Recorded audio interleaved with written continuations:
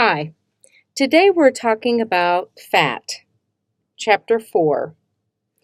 Our three macronutrients are carbohydrates, fats, and protein. These three are energy-yielding nutrients. In the last chapter, we covered carbohydrates, and today we will be talking about fat. Fat conjures up all kinds of thoughts: good, bad, decadent, naughty. But fat isn't all bad. Many people think that they should eliminate fat in their diets and that any amount of fat on their body is unhealthy. In fact, both dietary fat and body fat have many positive functions.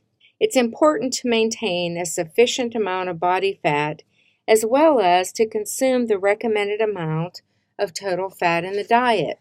Our learning objectives for this chapter are to identify foods that are high and low in fat and how fat really is needed in the diet, not only as a nutrient but also to enhance the eating experience.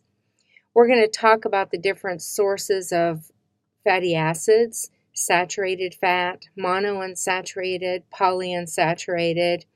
Many people hear these terms and are not quite exactly sure what they mean, so we're going to explain those in great detail. We're going to identify sources and functions of essential fatty acids, DHA and EPA, and what those mean, and also cholesterol.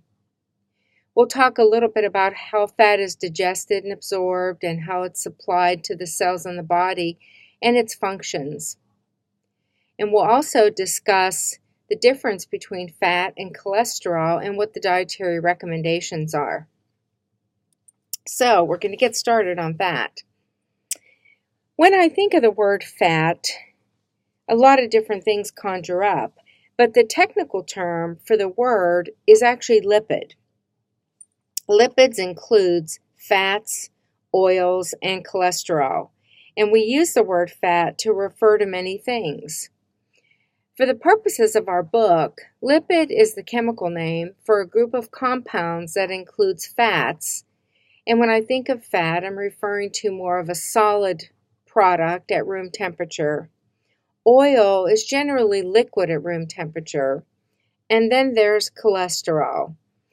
And we'll talk in great detail about cholesterol today. But it's another substance that's found in food of animal products. So when we're eating food, fat is really important because it adds creaminess to foods. Think about a really rich bisque or a soup, or maybe some, ice cream, or maybe crunchiness to potato chips, or the sizzle to your steak. Fats enhances flavor and also aroma. It adds crispness to fried food, and it makes meat really juicy and tender. Think about that well-marbled ribeye. And it also helps to make baked goods very tender. And you couldn't have a delicious Indian curry without fat to carry the flavor. And it gives that wonderful mouthfeel. And you can think about a, store brand ice cream versus a premium brand. There's a big difference in how it has, what kind of mouthfeel it has. When we refer to fat in general, there are obviously no fat or little fat in foods like fruits, vegetables, beans and peas, non-fat dairy products, breads, cereals, and grains. But obviously, if you drizzled poppy seed dressing on a fruit salad, you would be adding fat. If you deep-fried vegetables or maybe dressed them with a compound butter, you would be adding fat. When you cook a pot of beans and add salt pork or sausage, you're adding saturated fat. Or maybe when you eat a croissant or cereal with nuts or coconut, you're adding fat that was not generally there. So there are a lot of foods that do not have fat. But let's look and see how they fit into different groups. So the foods that have low to no fat are things like fruits and vegetables. Now there are a few exceptions: avocados, olives, coconuts. And bread, cereals, rice, pasta have no fat, except, like I mentioned, a croissant, maybe a biscuit, cornbread, granola. Those are generally grains and cereals that have more fat added. And again, dried beans and peas generally don't have fat. The foods that are higher in fat are your fats and oils and condiments, anything that spreads, butter, margarine, mayonnaise. And then, of course, higher fat meat, poultry, and fish. Like, for instance, chicken with the skin is very high in fat. But if you remove the skin and not eat it, then, generally like a chicken breast would be low in fat. Dairy products are very high in fat if the whole milk versions are consumed. And things like cheeses are very high in fat. In fact, there is such a thing as a lower fat cheese, but there's really no fat-free cheeses because fat is really what gives cheese flavor. Things like nuts and seeds are very high in fat. So the bottom line here is it's not whether it's good or bad. It's if it's higher in fat, then you have to modify the quantity that you eat or the frequency that you eat it, or manage it in so that it's within your calorie budget. So as you can see in the slide, you can't really see some of the fat that you get in the foods that you're eating.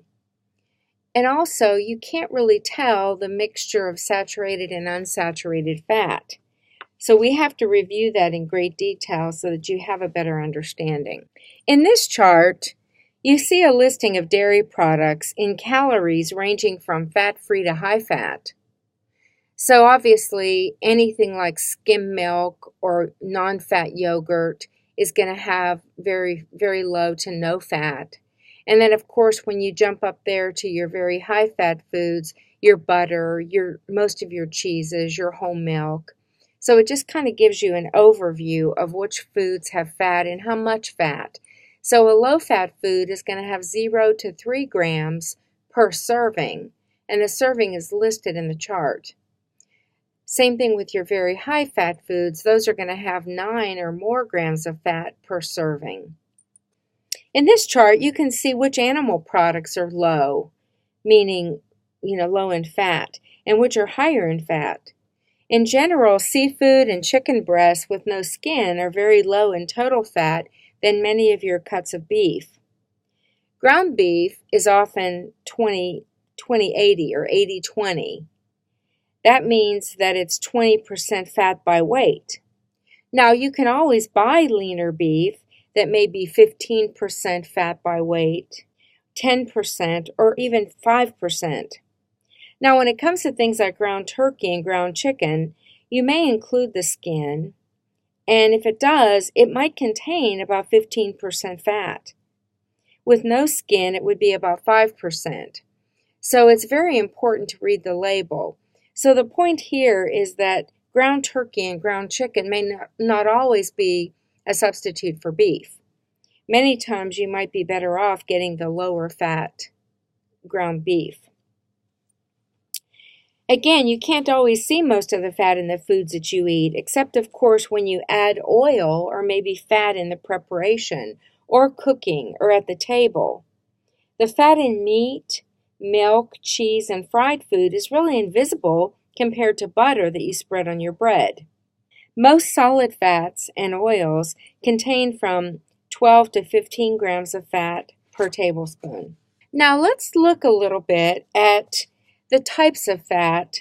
From a chemical standpoint, fat, oil, cholesterol, and lecithin, and other compounds fall into a group called lipids. For chefs, the most important lipids are fats, which are generally solid at room temperature, and oils, which are liquid at room temperature.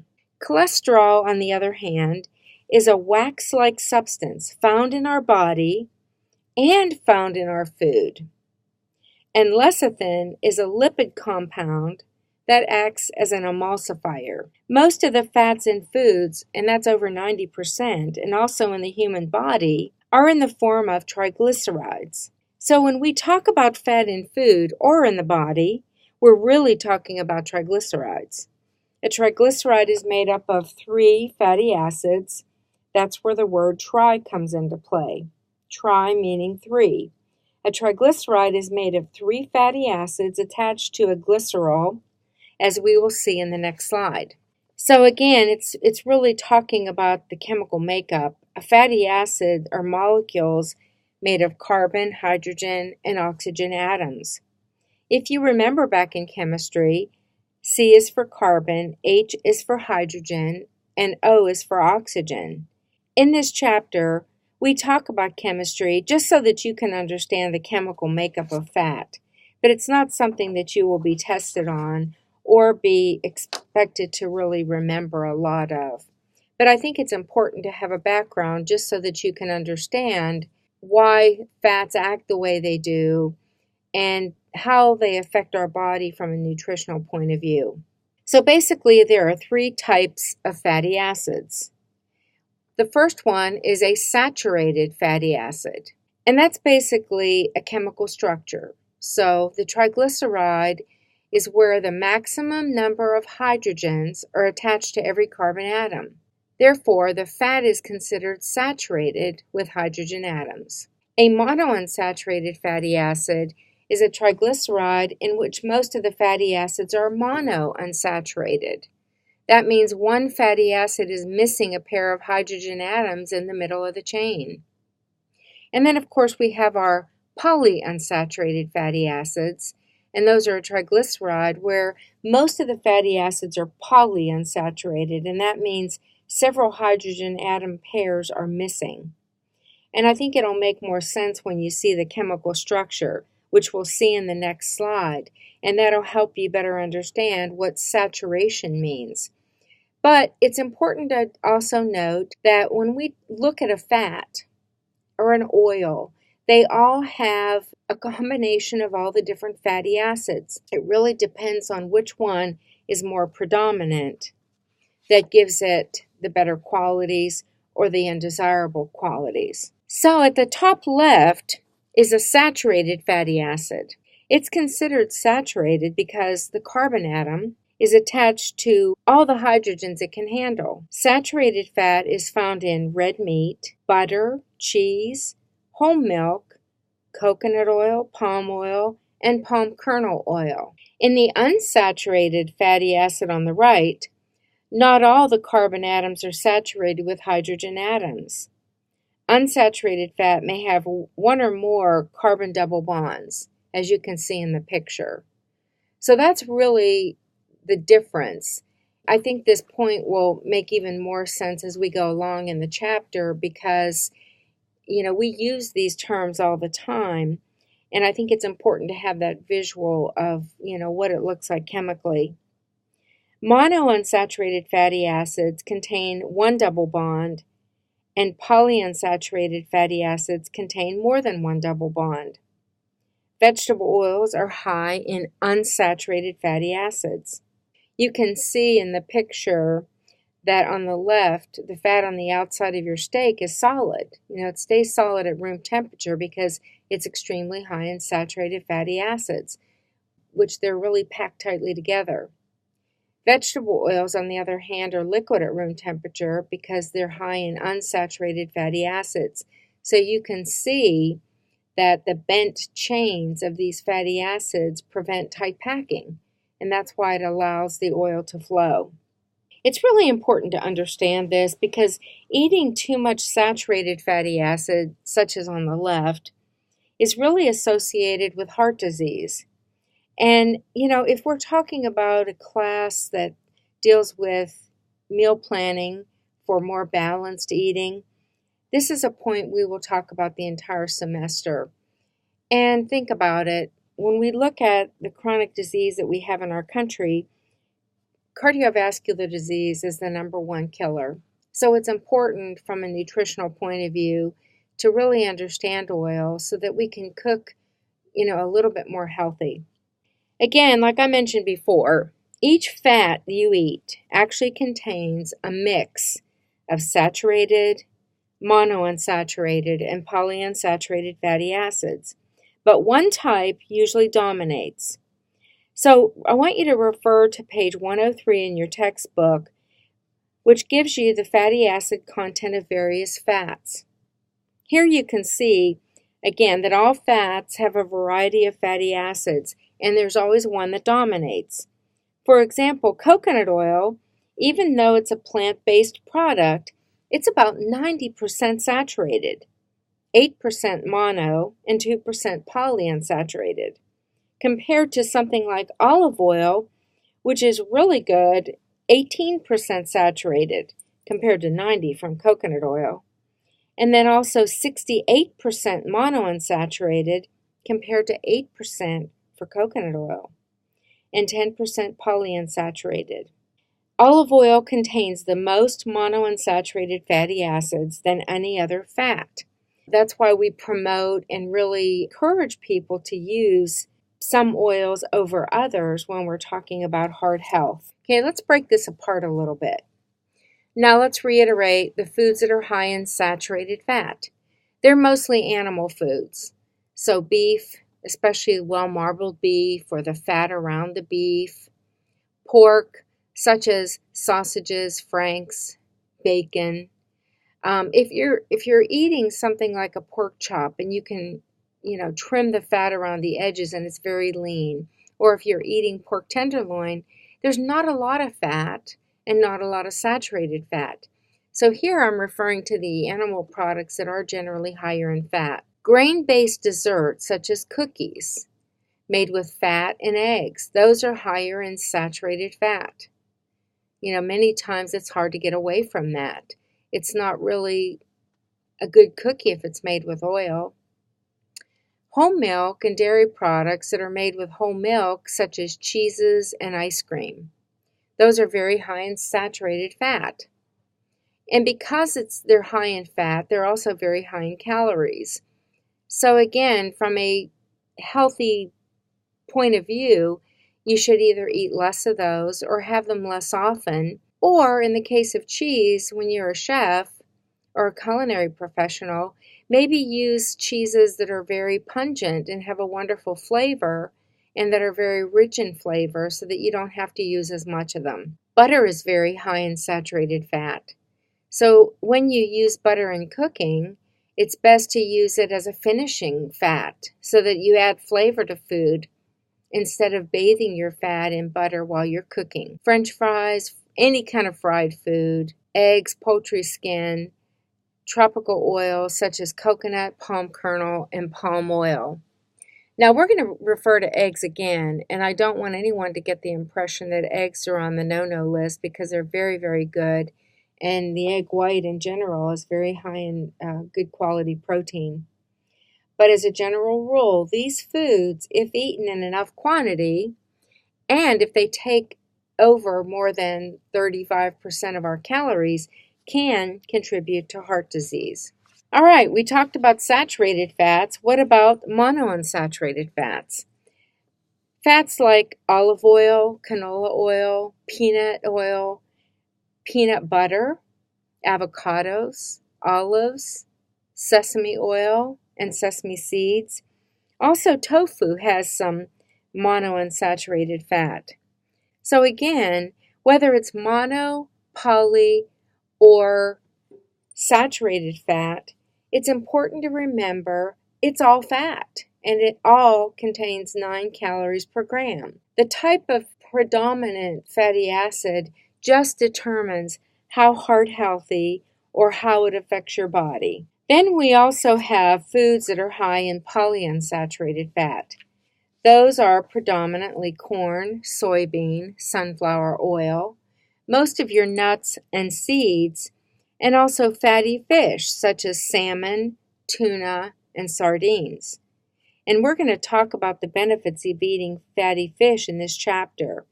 So they're high in polyunsaturated fats. Again, it doesn't say that it's good or bad or indifferent. It just says that's what's in it.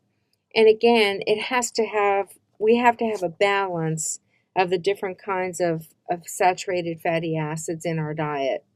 In addition to the 3 types of fatty acids, there's one more that's called trans fats, and that is actually short for trans fatty acids. Now, you've probably heard all the negativity surrounding trans fats, and it's very true. It's very important to keep our levels at 0, which can be very difficult if people are eating a lot of highly processed food. Now, first of all, where do they come from? They occur naturally at very low levels in meat and dairy. So if you're eating whole food and not a lot of processed foods where trans fats are actually created, you're not getting enough to really create harm in the body. But why is it important to understand trans fats? Well, they're contained naturally in food in a very small amount and not cause too much concern. But due to the hydrogenation process to make shortening and margarines and the amount they're used in our food supply, there is genuine concern. Since 2006, when food companies were required to label the amount of trans fats on nutrition fact labels, trans fats have been removed from any food. The FDA has taken steps to remove artificial trans fats in processed foods along the way. In 2015, the FDA determined that even partially hydrogenated oils, which is a major source of artificial trans fats in the food supply, are no longer generally recognized as safe. So, see, the government actually puts out a list. It's called the GRAS list, and that acronym stands for Generally Recognized as Safe. So there's a lot of different food on there, and they've taken hydrogenated or partially hydrogenated oil off the safe list. They've extended the deadline where companies have to comply by replacing partially hydrogenated oil to January 1 of 2020.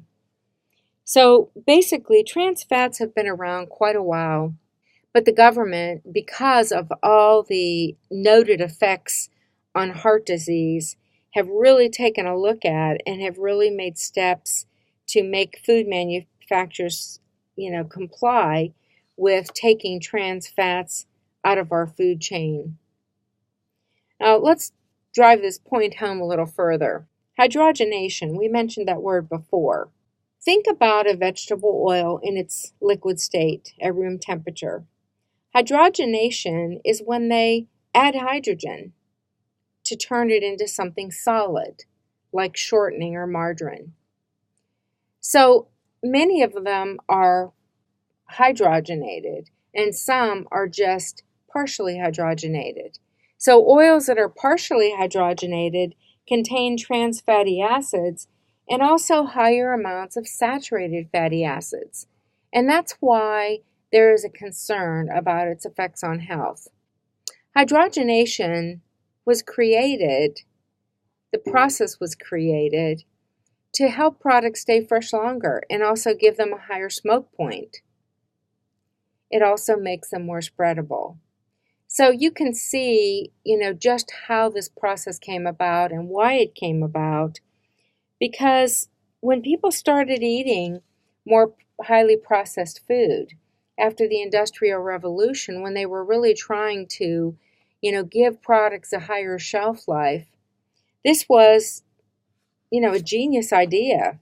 But what has happened over the times, we've decided that based on studies and looking at how food affects our body and our health, have determined that the hydrogenation process in its effects of creating trans fats are no longer useful.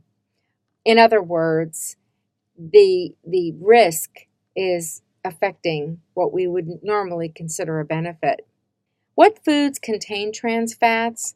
They can be found in some things like fried food, French fries and donuts, baked goods such as pastries and cookies, pie crust biscuits, canned biscuits, frozen pizza, ready-made frosting in a little can, some of the microwave popcorn, stick margarine, and shortening. So I really encourage you all to look at the nutrition facts labels. Trans fats have to be listed so you can see those. There's a number of these products now that don't contain trans fats because the FDA is requiring companies to remove it. So there's a chart, a really good chart on page 106 in your textbook, and it contains food sources with different types of fatty acids. So I hope that clarifies a little bit more about just what it is, where it's found, and the negativity surrounding trans fats in the diet. Now, the body can make most fatty acids that it needs, except for two, which are called essential fatty acids. So essential meaning it's important to get it from the diet because your body can't make it. These must be consumed in the diet: linoleic acid and alpha-linolenic acid. These are vital to our health and really help our immune system. For infants and children, they're needed for growth and development. So again, that's why it's important to put fat in its place and realize that it is necessary. But it's important to balance it out with the other foods in your diet and make sure you're getting the right amount.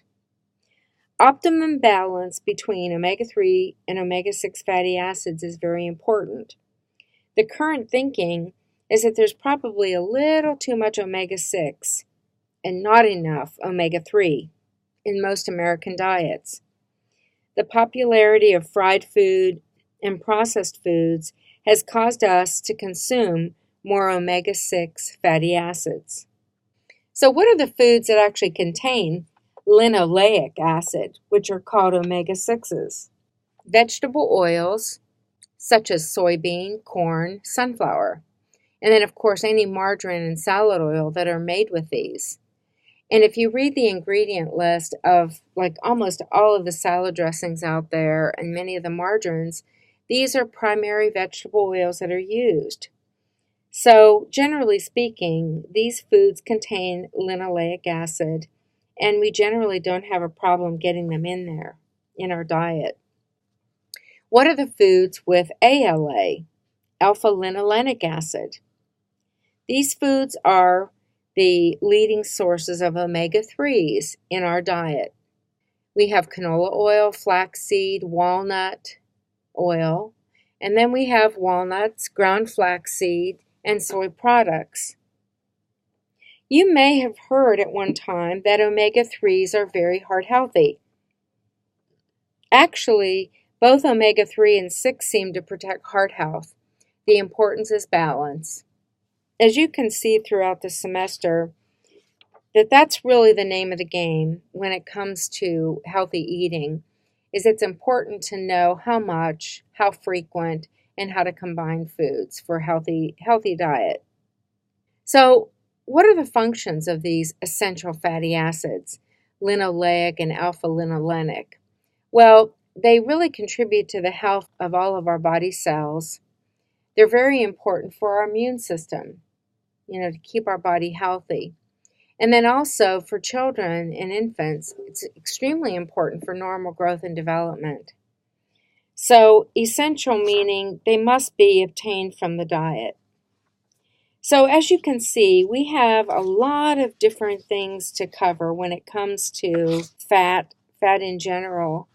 Fat is just one of those nutrients that, again, because people are unsure of all the meanings, are very confused when they shop, are very confused when it comes time to cooking. And I want you to really understand all the different kinds of fat out there. And even though there's not going to be a slide for this next section, I really want you to think about fats that are used in your cooking. We're going to talk about each one and tell you a little bit about the benefits and also why you would choose the fats that you do, and not just because that's what you grabbed at the grocery store. Now, we have vegetable oils as fats in cooking. Vegetable oils are all liquid oils, and they almost all have the same caloric content. They're about 125 calories and 14 grams of fat per tablespoon. The most highly praised member of the family is actually olive oil. And you've heard that before, olives and olive oil and the Mediterranean diet, coming from the gold standard diet. It's about 77% monounsaturated fat. In taste test comparisons, with few exceptions, monounsaturated fats generally tend to be more flavorful than polyunsaturates. This factor is really important for the cook, who needs to create the greatest flavor from the minimum amount of fat. So it just goes to show that you would choose an oil or fat because of many reasons, but in the case of olive oil, it gives you such tremendous flavor. Now, some manufacturers are making blends from oils that are thought to be healthy, and some even have additives like vitamins, antioxidants, and other protective substances. But generally speaking, vegetable oils are liquid. They all have about the same number of calories. Now, when you look at the different kinds of oil, let's talk about olive. Let's talk about olive oil. Widely promoted as a heart-healthy monounsaturated fat, olive oil is always cholesterol-free and is the primary fat used in the Mediterranean cuisine. So, what I mentioned there is olive oil is always cholesterol-free. We'll talk more about cholesterol at the end of the chapter, but I want you to realize that it's not an animal product. Olives and olive oil do not contain cholesterol, and it really is a delicious, heart-healthy monounsaturated fat.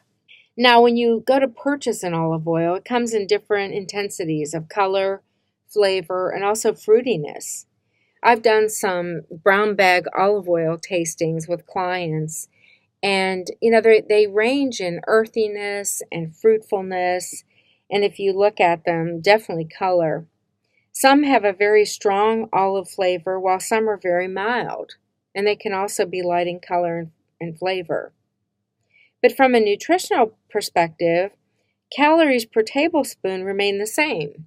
So when an olive oil is varied in color, flavor, fruitiness, or place of origin, it's generally always the same number of calories, about 125 calories and 14 grams of fat per tablespoon. When an olive oil is labeled refined, it means it's been filtered. It doesn't mean that the olives are top quality or the first pressing. It just means that the oil has been filtered. Olive oil is such an excellent choice for salad dressings, drizzles, marinades, and the smoke point is fairly low. So it's not a very good fat to use for frying. So, if you're trying to cook heart healthy or cook for someone who needs a healthy, heart healthy diet, it's important to realize that even though it's a very good choice for certain things, it's not a good kind of fat to use in deep frying.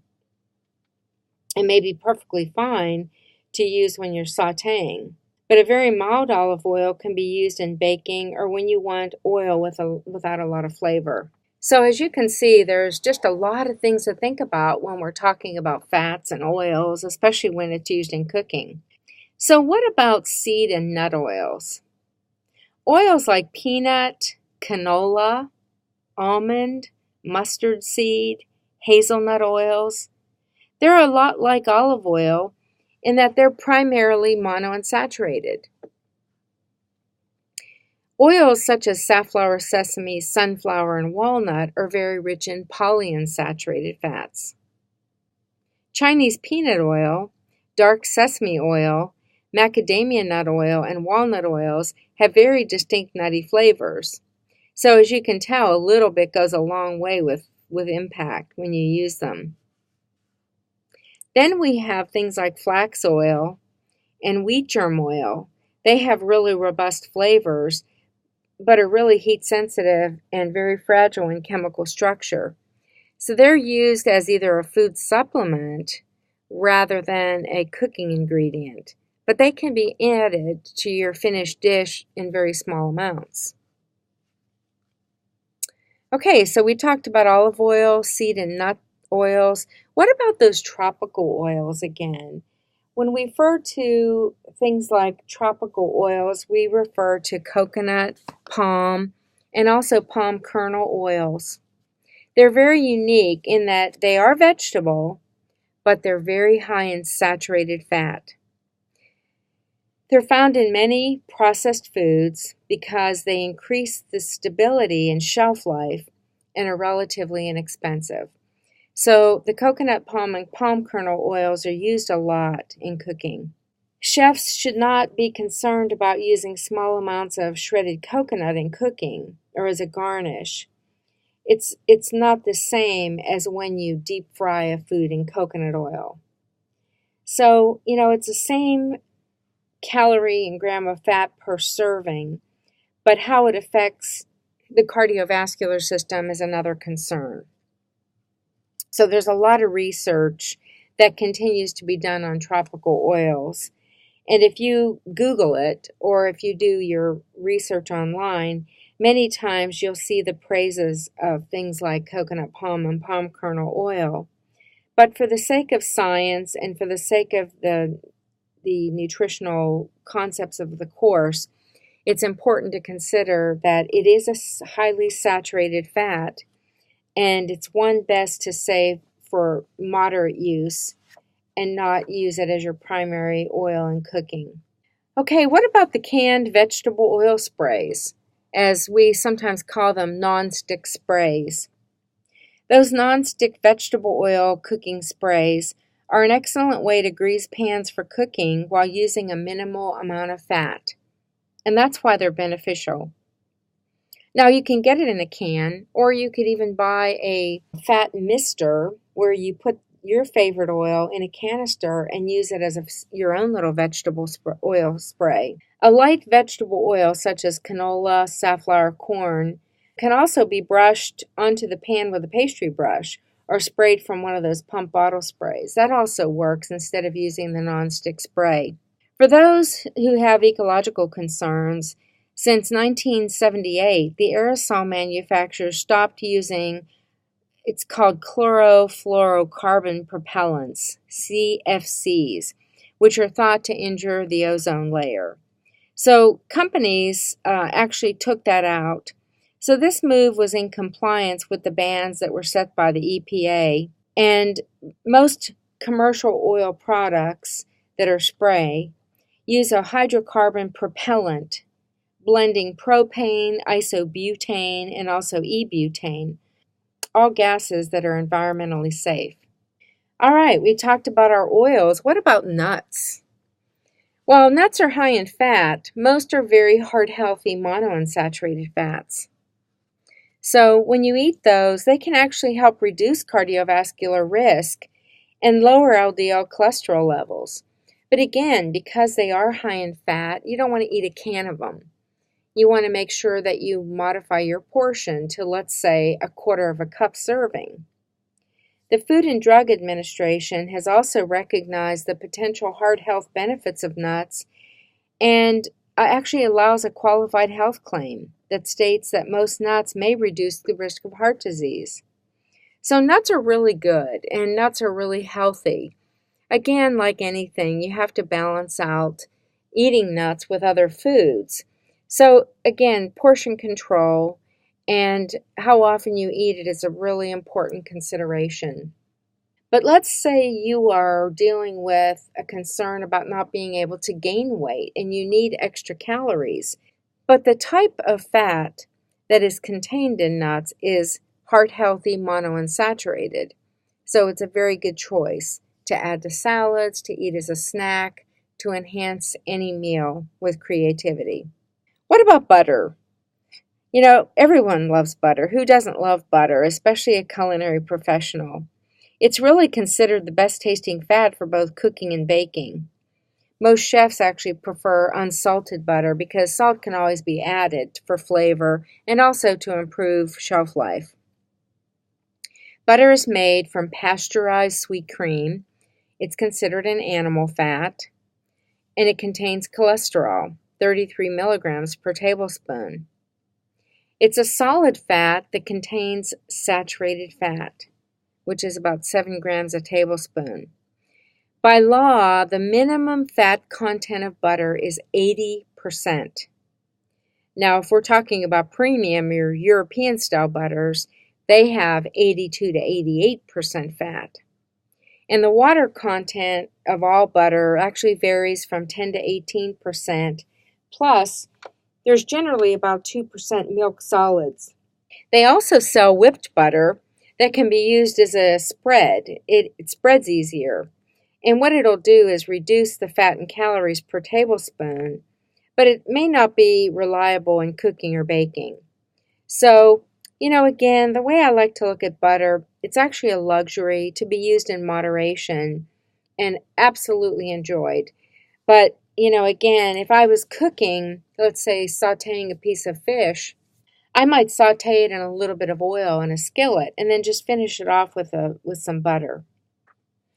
Okay, that brings us to our margarine, which, has gotten a lot of bad rap.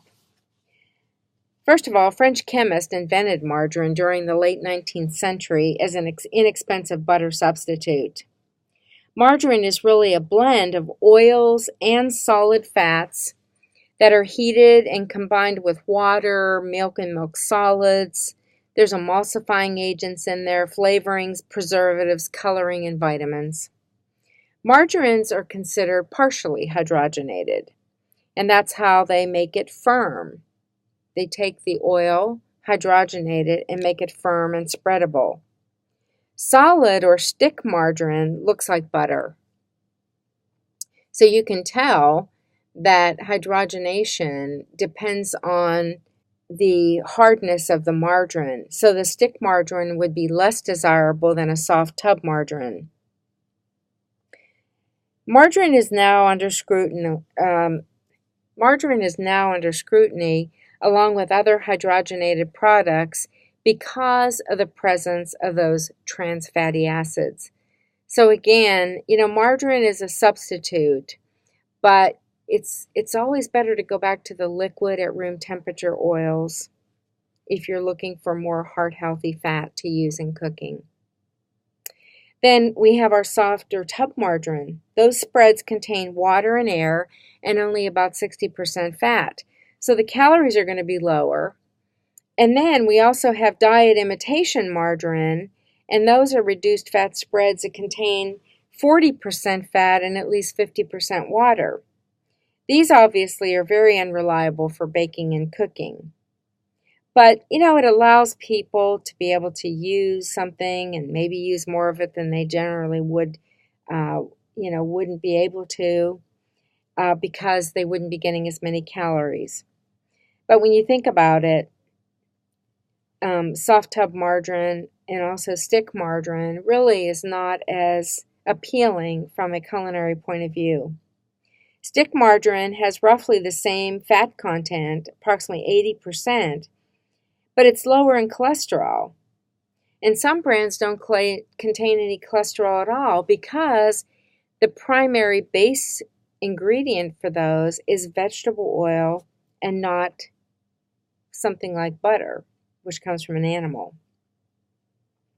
So if you are choosing margarine, it's important to select one that has the first ingredient as liquid oil, which are higher in polyunsaturates, such as safflower oil. You want to try to avoid those products that have hydrogenated or partially hydrogenated as the first ingredient. There's several on the market now that also contain what we call plant stanols. These margarines are actually referred to as functional foods or nutraceuticals. That means that the foods have ingredients that are added for some type of health effect.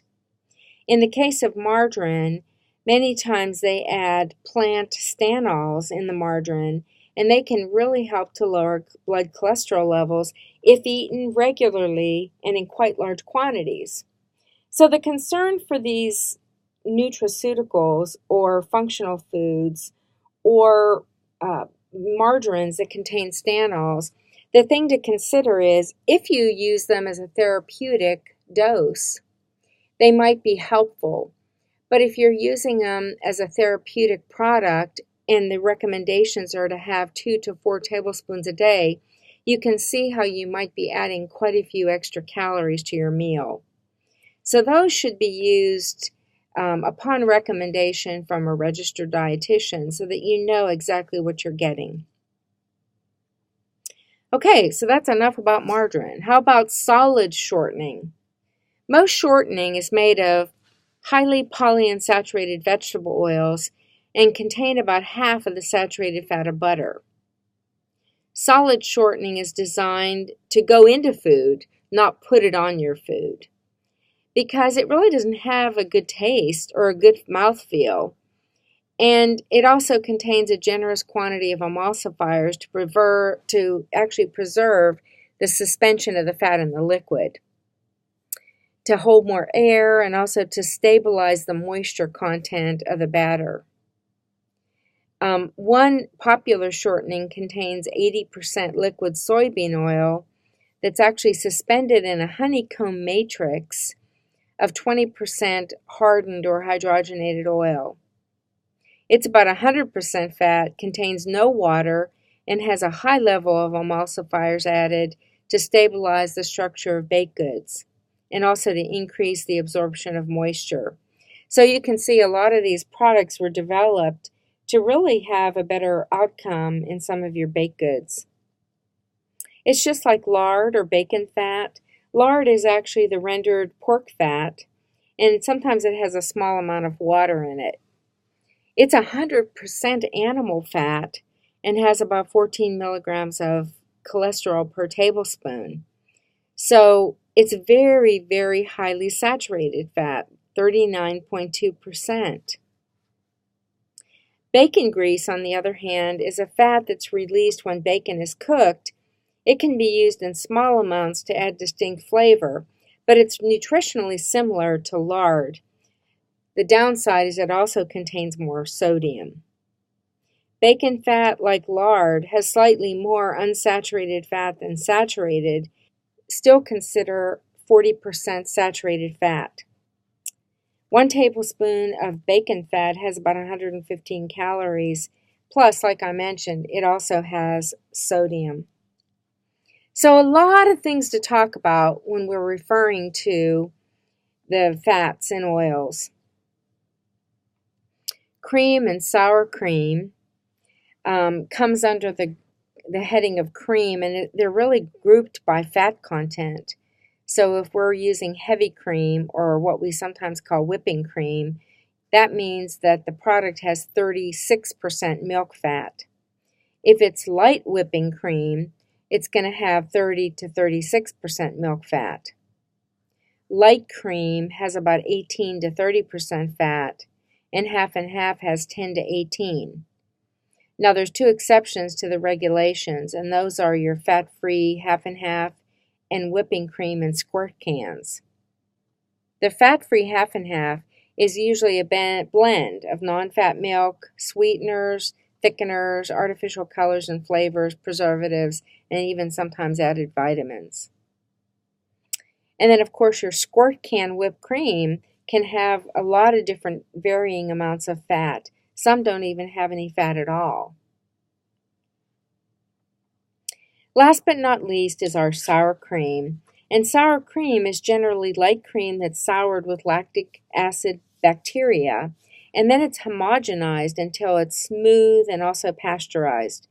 There is such a thing as light sour cream, which has a reduced fat content, and then a no-fat cream, which is an emulsion of non-fat milk solids, thickeners, and stablers.